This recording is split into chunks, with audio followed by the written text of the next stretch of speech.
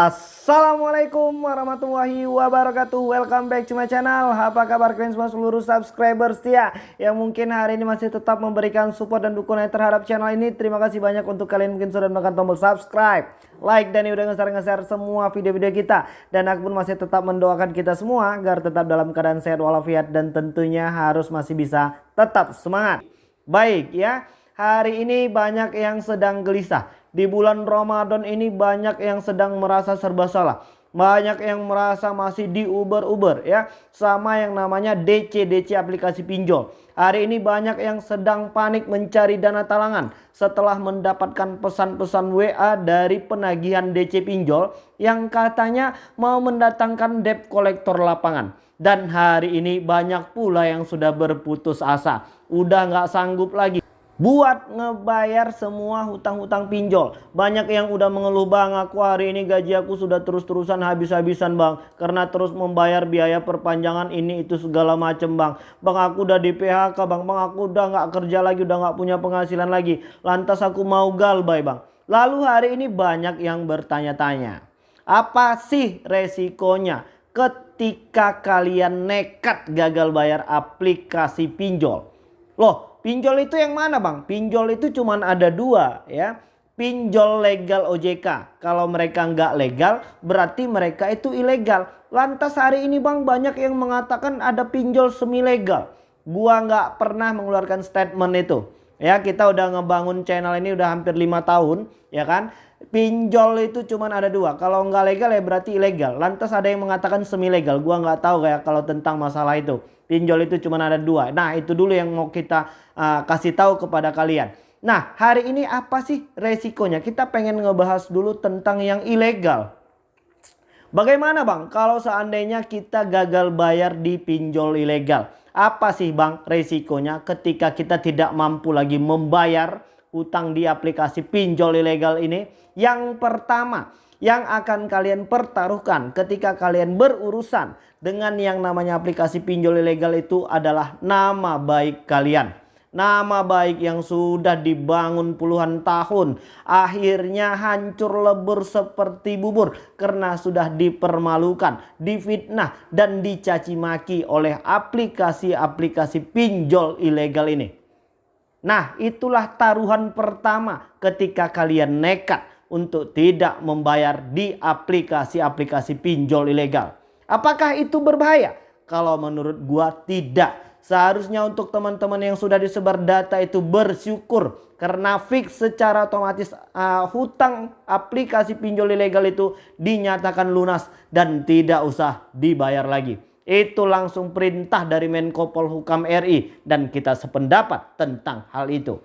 Lantas apa lagi bang konsekuensi yang akan kita hadapi ketika kita berhubungan dengan yang namanya aplikasi pinjol ilegal ini? Tidak ada selain itu, karena aplikasi pinjol ilegal tidak memiliki debt collector lapangan. Hari ini banyak yang takut ya kan dan bertanya-tanya, aplikasi A sampai Z ini sudah ada debt collector lapangannya atau tidak? Itu bukan urusan kita, urusan kalian hari ini hanya bagaimana caranya untuk bisa menjadi yang lebih baik lagi. Udah lanjut deh bang, apalagi konsekuensi yang akan kita terima ketika kita berhubungan dengan aplikasi pinjol ilegal. Dan yang terakhir, mereka akan mengganggu semua kontak-kontak yang ada di handphone kita. Loh bang, mereka itu kok bisa tahu sih kontak-kontak yang ada di handphone aku kok bisa diketahui sama mereka? Ya iya, karena memang dari awal kalian sudah mengizinkan mereka mengotorisasi semua yang ada di handphone kalian. Misalnya kontak, foto, video, file, dokumen, ini itu segala macam. Ya, log panggilan, pesan, mereka udah ambil, mereka udah bisa tahu kalian itu berhubungan dengan siapa aja. Mereka itu udah bisa tahu ya kontak-kontak yang kalian anggap penting di handphone kalian. Misalnya atasan, kalian buat situ direktur atau mungkin manajer atau supervisor ini segala macam. Atau mungkin orang tua, mama, papa, kakak, adik ini segala macam. Mereka bisa cek kontak kalian. Nah, apalagi konsekuensi yang akan kita terima ketika kita berhubungan dengan aplikasi pinjol ilegal? Tidak ada. Hanya 3 hal tersebut. Jadi kalau kalian bisa melewati satu persatu, maka hutang di aplikasi pinjol ilegal ini sudah tidak lagi menjadi beban. Ya, selesai ya untuk di aplikasi pinjol ilegal. Nah, sekarang kita pengen ngebahas tentang pinjol legal OJK. Ini memang sedikit menyeramkan. Menyeramkan gimana bang? Katanya aplikasi-aplikasi pinjol legal OJK ini akan membawa debitur yang belum mampu melakukan pembayaran ke jalur hukum. Bisa nggak sih? Jawabannya bisa. Loh abang tahu dari mana? Dari AFPI yang merilis berita ini. Asosiasi Pendanaan Fintech Bersama Indonesia. Itu ibu kandung dari semua aplikasi-aplikasi pinjol legal OJK. Apa sih bang yang membuat mereka ini bisa terpenjara atau mungkin dituntut ke jalur hukum? Karena mereka membuat semua data-data pribadinya itu dengan palsu. Palsu yang gimana bang? Ya mereka itu mungkin mereka membuat data-data KTP-nya dengan palsu. Misalnya namanya sebenarnya Andi, berubah menjadi yang namanya Heri. Ya jelas itu kan sudah pemalsuan data. Hanya di titik itu saja yang dituntut ke jalur hukum itu pemalsuan datanya, bukan karena kalian itu tidak mampu membayar hutang di aplikasi pinjol. Itu yang pertama. Dan apakah aplikasi pinjol legal OJK hari ini sudah pernah menuntut debitur yang belum mampu melakukan pembayaran itu ke jalur hukum? Jawabannya tidak. Jadi hari ini yang sudah ditakut-takuti katanya mau dilaporkan kepada pihak polisi, jangan takut. Hutang pinjol itu tidak diselesaikan di kantor polisi. Kalau memang mereka mau menuntut kalian ke jalur hukum, mereka akan tuntut kalian ke pengadilan negeri. Nah, itu yang pertama. Lalu apalagi bang konsekuensinya ketika kami belum mampu atau mungkin kami niat mau gagal bayar? Gua nggak pernah ya nganjurin kalian itu untuk tidak membayar aplikasi-aplikasi pinjol legal OJK. Nah, kalau untuk yang selanjutnya ketika kita belum mampu melakukan pembayaran di pinjol legal OJK itu. Yang kedua, kita akan masuk ke Slick OJK. Kemarin-kemarin namanya itu B-checking ya kan. Dan di hari ini namanya sudah menjadi Slick OJK. Jadi ketika kalian belum mampu melakukan pembayaran maka kalian akan masuk ke Slick OJK. Bang sebenarnya kapan sih bang Slick OJK itu masuk dan kita menjadi salah satu orang yang mungkin punya rapor jelek ya, laporan jelek.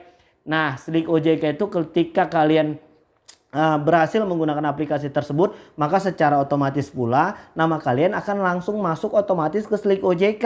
Itu langsung pengalaman pribadi gue ya ketika kita menggunakan paylater dari Akulaku. Payletternya bukan pinjamannya ya, payletternya itu langsung terkoneksi, itu langsung ketahuan.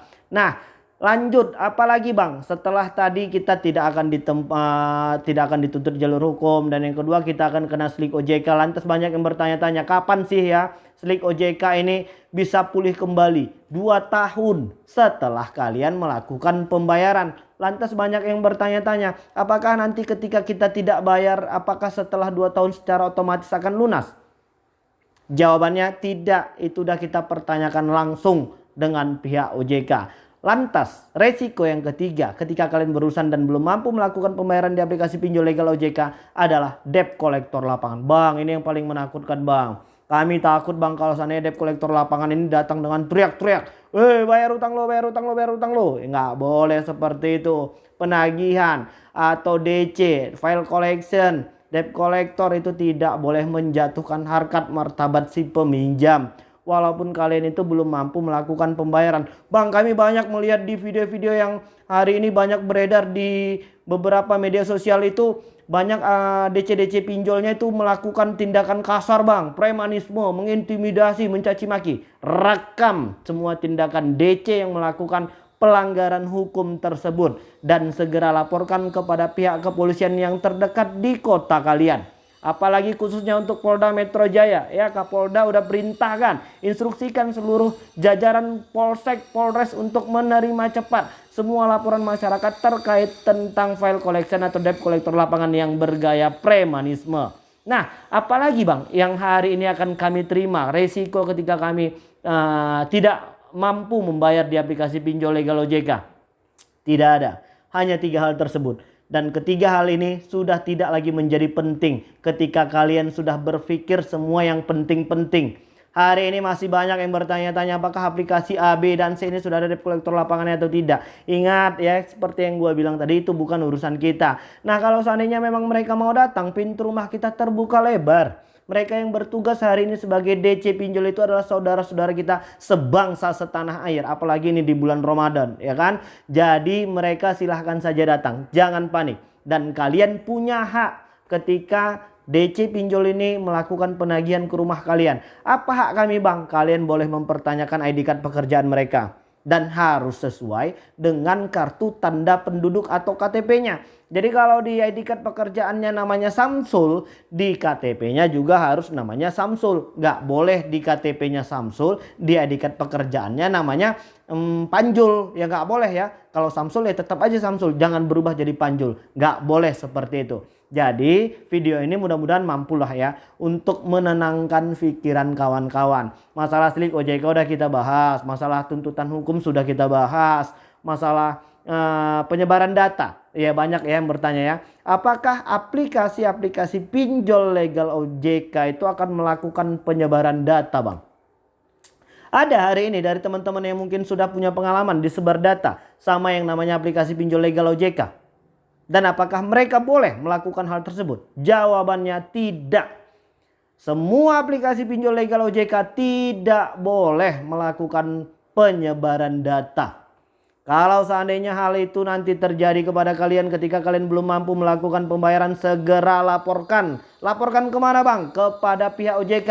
Bagaimana caranya bang? Nih nomor kontak WhatsApp OJK. Kalian bisa langsung catat saja nomor kontak ini. Dan kapan kami bisa melaporkan kejadian ini? Pada hari dan jam-jam kerja. Jangan chatting kepada pihak OJK itu di tengah malam. Nanti nggak ada yang balas. Jadi kalau kalian mau melaporkan semua tindakan aplikasi-aplikasi pinjol legal OJK atau yang ilegal ini, ketika kalian sudah merasa terganggu, segera laporkan. Bagaimana cara melaporkannya? Kalian bisa ikuti saja petunjuknya. Yang penting kalian chatting saja dulu nomor kontak WhatsApp OJK tersebut. Oke ya, jadi udah aman ya. Jangan lagi gerusak-gerusuk, tenang dulu. Ikuti semua petunjuk dari video-video yang udah kita share. Yang masih merasa ini tidak penting, silahkan tinggalkan saja channel ini. Jangan lagi membuang-buang waktu, jangan lagi membuang paket internet apabila memang video ini tidak bermanfaat untuk kalian ya. Silahkan saja. Dan hari ini untuk teman-teman yang masih gerusak-gerusuk pengen ketemu jawaban secara instan, tinggalkan saja channel ini. Tidak bisa diselesaikan secara instan. Hutang kalian itu ada 5, 3, 7, 10 sampai dengan 20 aplikasi ya kan. Jadi harus diselesaikan satu persatu terlebih dahulu. Oke, jadi mungkin itu dulu yang bisa aku sampaikan dan mudah-mudahan video ini bermanfaat untuk kita semua. Assalamualaikum warahmatullahi wabarakatuh.